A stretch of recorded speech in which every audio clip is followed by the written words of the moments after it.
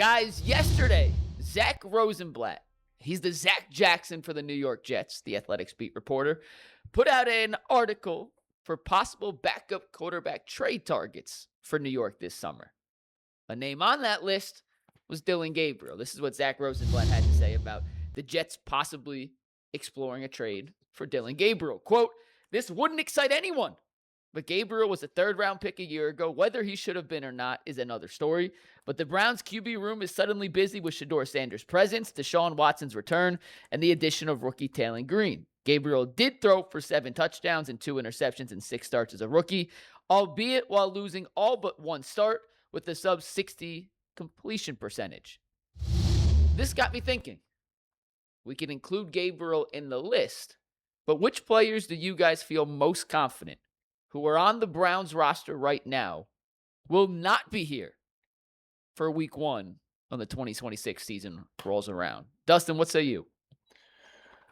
I mean, Gabriel's the one that definitely stands out. I mean, that quote is obviously a pretty good quote. I kind of agree with it. I mean, he was a third-round pick.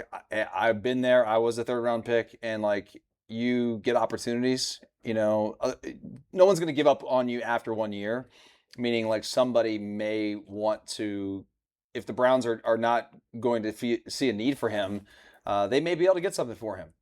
It's not going to be much. It's not going to be a third-round pick. It might be a 6th-round pick, you know, for Gabriel. But I think that's one. I got to think a little bit more about this, guys. I'm sure you guys have an idea of somebody who may not be on this roster too. I got to give myself a little more of a deep dive here. But who you got, Jace? It's not a huge name because I don't think the Browns don't have huge names. Right. I think Luke Whippler's in real trouble to make this roster after drafting Parker Brailsford in the 5th round. Does that surprise anybody? No, but I'm saying, like, no, that's I'm with you. Yeah, that's the one guy. He was a 6th-round pick a couple years ago, had his opportunity last year, got hurt.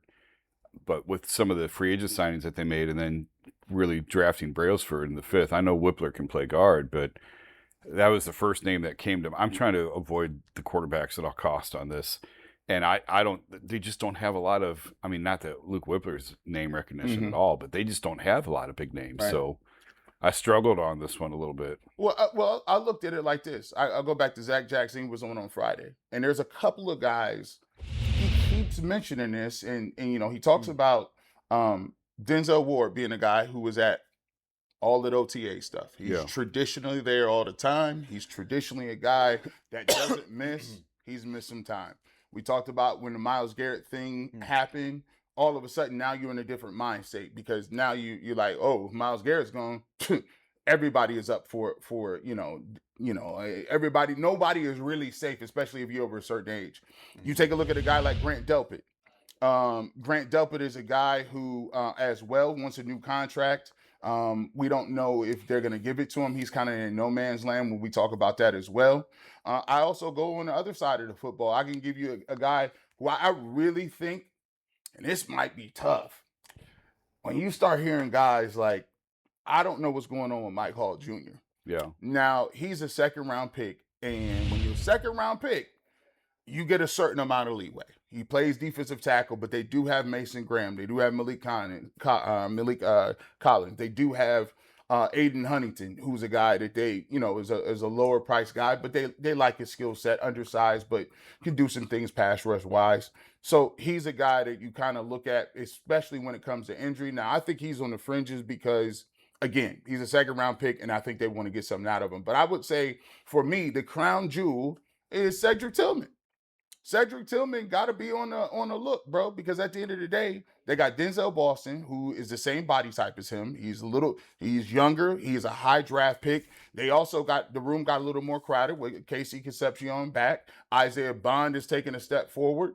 And I think if it was just Isaiah Bond and Casey Concepcion, I wouldn't say that Cedric Tillman would have an issue because he is the biggest receiver that they have. But you did get Denzel Boston, right? You still have Jerry Jeudy in that mix. So for me, I would look at it and I would say if I was squinting very difficult and I was looking, I would go Cedric Tillman as a name that we've seen a little bit.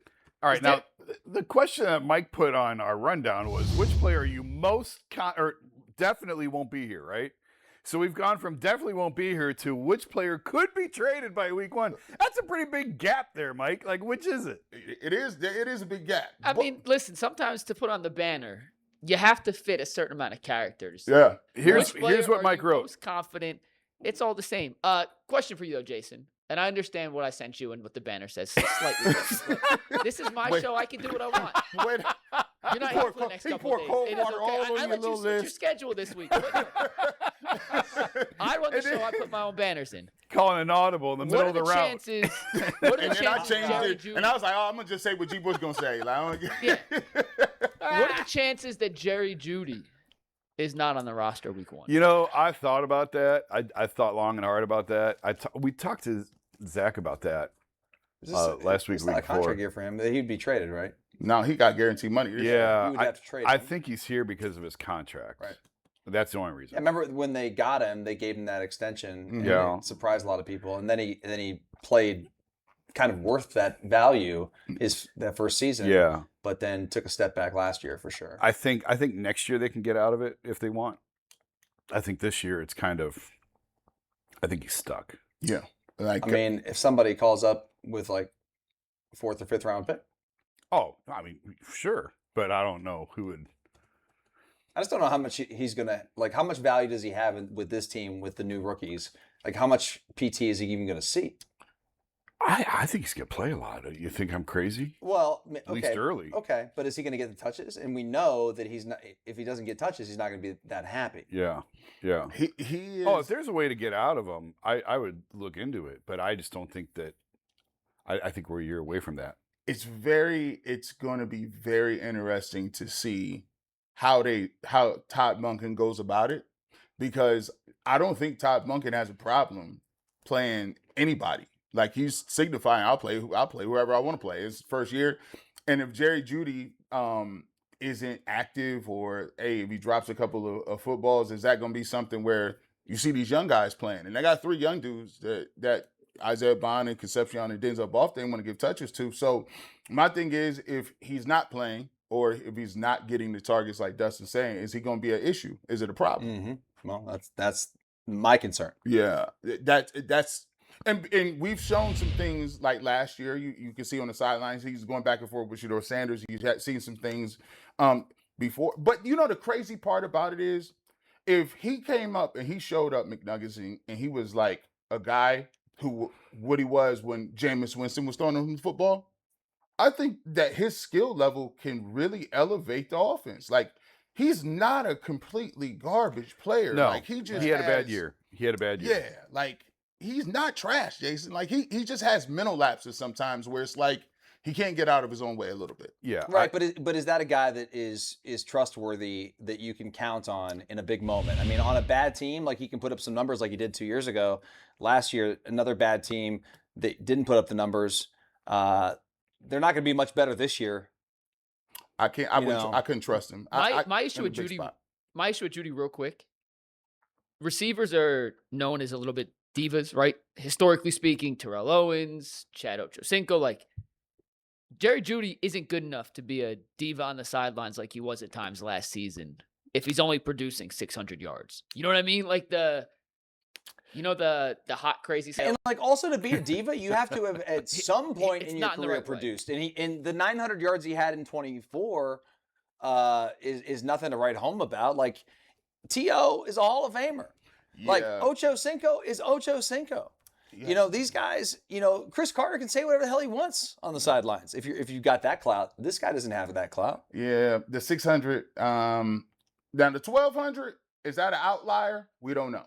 We do know, because that's the only time it's going over 1,000 yards. Yeah.